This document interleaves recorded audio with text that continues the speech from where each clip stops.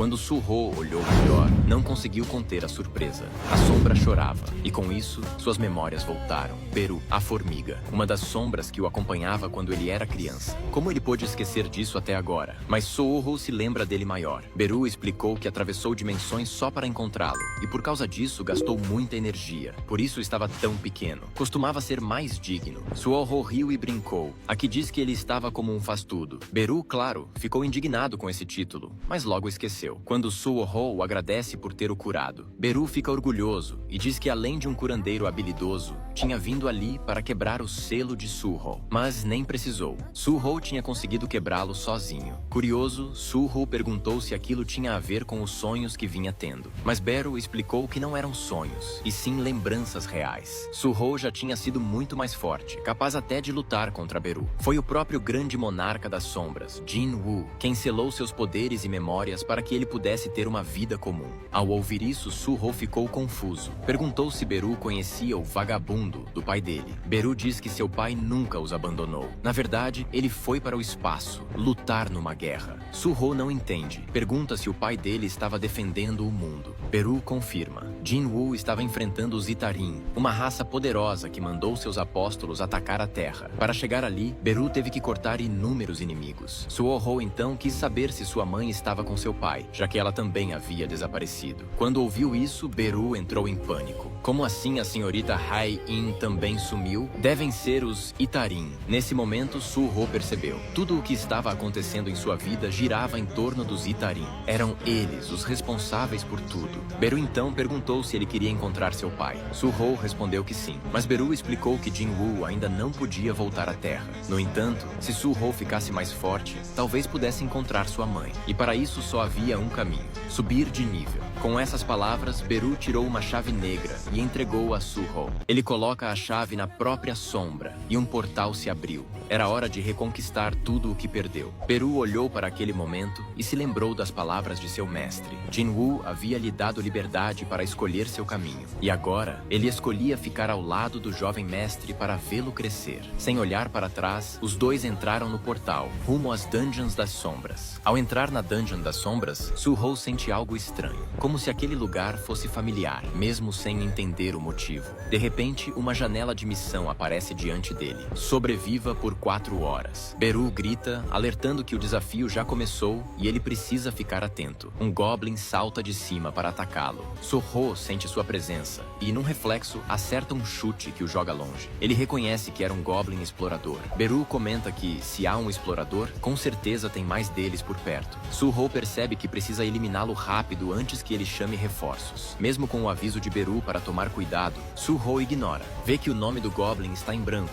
o que significa que é fraco. Então avança com tudo, toma o machado do inimigo e o elimina. Ele explica a Beru que nomes coloridos indicam inimigos mais difíceis. Mas antes que pudesse descansar, outro Goblin explorador aparece e sopra uma corneta. Em segundos, uma horda de Goblins se aproxima. Su-ho pergunta se Beru vai ajudar, mas ele diz que está muito longe do seu soberano, não pode reabastecer mana e que se ajudasse, Su-ho ganharia menos experiência do que deveria. Agora era ele por ele mesmo. Su-ho usa uma habilidade para puxar o machado de volta até sua mão. Derruba vários Goblins, um após o outro. Uma flecha quase o atinge, mas ele a agarra no ar e a devolve com força na direção do arqueiro Goblin. Beru observa tudo e se impressiona com a incrível adaptabilidade do jovem. Lembra do nascimento de Su-ho, como se um herói lendário tivesse surgido. Desde pequeno ele já conseguia usar a autoridade, um poder criado para destruir que se tornou uma ameaça em tempos de paz. Mas agora, com os apóstolos de Itarim invadindo a Terra, esse poder finalmente pode brilhar. No meio da batalha, Su-ho é atingido nas costas. Vários Goblins se aproveitam da brecha e o cercam. Um Goblin centurião aparece. Su-ho então arranca a adaga das costas e a arremessa com força no centurião, dizendo que dói.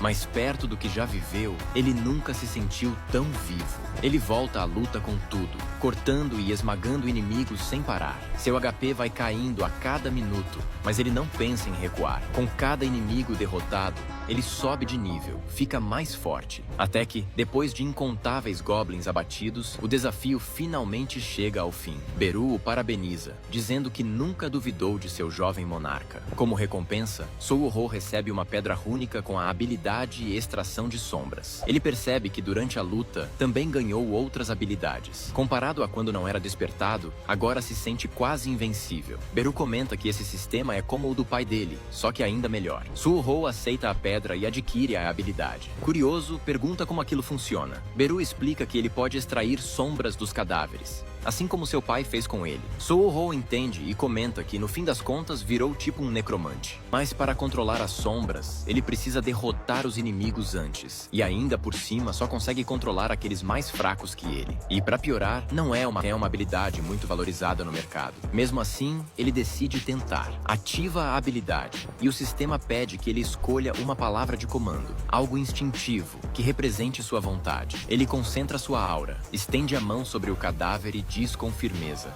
erga-se. As sombras dos goblins começaram a surgir, mas algo estava estranho. Suho percebeu que aquilo não parecia tão legal quanto ele tinha imaginado. Beru explicou que normalmente quando uma sombra é extraída, ela fica mais fraca do que o original. Suho perguntou o quão mais fraca, e Beru respondeu: um pouco. Mas quando Suho mencionou que tinha lido que essas sombras somem depois de um dia, nem Beru entendeu o motivo. Parecia que a autoridade das sombras estava sendo afetada pelo nível e pela inteligência de Suho. Mesmo assim, Beru acreditava que no futuro, aquela poderia se tornar uma habilidade incrível. Suho disse que entendeu, e que Beru não precisava ficar deprimido por isso. Logo depois, seu estômago roncou. Fazia 2 dias que não comia nada. Perguntou a Beru como saía dali, e ele explicou que era só usar a chave das sombras para entrar e sair da dungeon quando quisesse. Eles deixaram a dungeon, e Suho volta para o hospital. Lá, Beru o encontrou novamente, e disse que era hora de explicar as responsabilidades que agora estavam nas mãos dele. A primeira era proteger a terra dos monstros das dungeons, o que também o ajudaria a ficar mais forte. A segunda missão era encontrar sua mãe desaparecida. E segundo Beru, conforme eles fossem subindo de nível, pistas começariam a aparecer. E a terceira, a mais importante, restaurar o poder de Beru. Ele odiava estar fraco e queria mostrar ao jovem monarca do que realmente era capaz. Suho perguntou como fariam isso, e Beru explicou que precisava consumir. Podia absorver parte da magia e da inteligência dos inimigos. Não era o método mais eficiente, mas era assim que ele ganhava força antes de virar uma sombra. E agora, devorar qualquer coisa com magia já era suficiente. Decidido, Suho disse que era hora de se prepararem. Mas Beru lembrou que, para entrar legalmente em dungeons, ele precisaria ser aprovado como caçador. Era necessário passar no teste da associação. Suho ficou curioso para saber qual rank receberia. Afinal, ele era um despertado que subia de nível. Será que seria um rank S? No teste, a examinadora mediu sua magia. Apenas 46. Rank E. Decepcionado, Suho deixou a associação, e Beru tentou animá-lo, dizendo que talvez sua força estivesse em outro atributo, não na magia. Mas Suho disse que não precisava ser consolado. Pensava como alguém rank I poderia proteger o mundo. Beru respondeu: é só subir de nível. Mas Suho sabia que caçadores de rank I ou F quase nunca eram chamados para as dungeons. Ainda assim, teve uma ideia. Ele se lembrou das diferentes funções dentro de uma limpeza de dungeon. O time de ataque que lutava contra os monstros, o time de coleta que carregava os corpos, e o time de mineração, que entrava depois para extrair recursos. Suho então decidiu entrar como minerador. Na dungeon,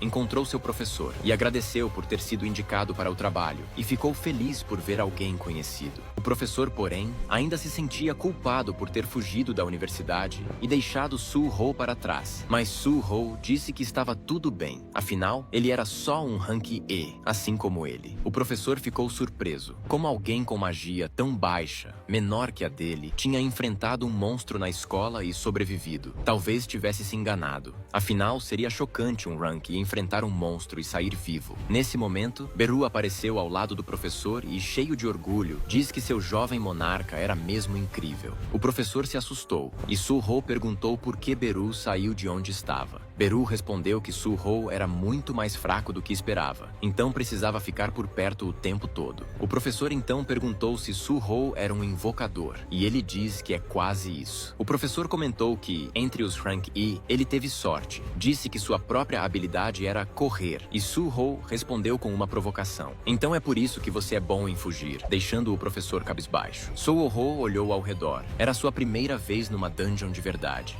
Ficou imaginando contra que tipo de monstros o time de ataque estaria lutando. Mais à frente, o grupo de ataque finalizava alguns lobos e comentava que a dungeon parecia vazia. Até que um deles encontrou uma porta secreta. Dentro havia um altar e nenhum monstro. No centro, uma espada. Todos ficaram animados, pensando que haviam achado um tesouro. Um deles alertou para tomar cuidado. Podia ser uma armadilha, mas outro ignorou o aviso e agarrou a espada. No mesmo instante, tudo ficou vermelho. A espada começou a emanar uma mana intensa, vermelha como sangue. O homem que a segurava foi tomado por alguma força. Seus olhos mudaram. Ele ergueu a espada e, sem hesitar, cortou a cabeça do colega ao lado. Quem ousa cobiçar a espada do monarca das bestas? Mate todos que pisarem no domínio do monarca das presas. Matar, matar e matar.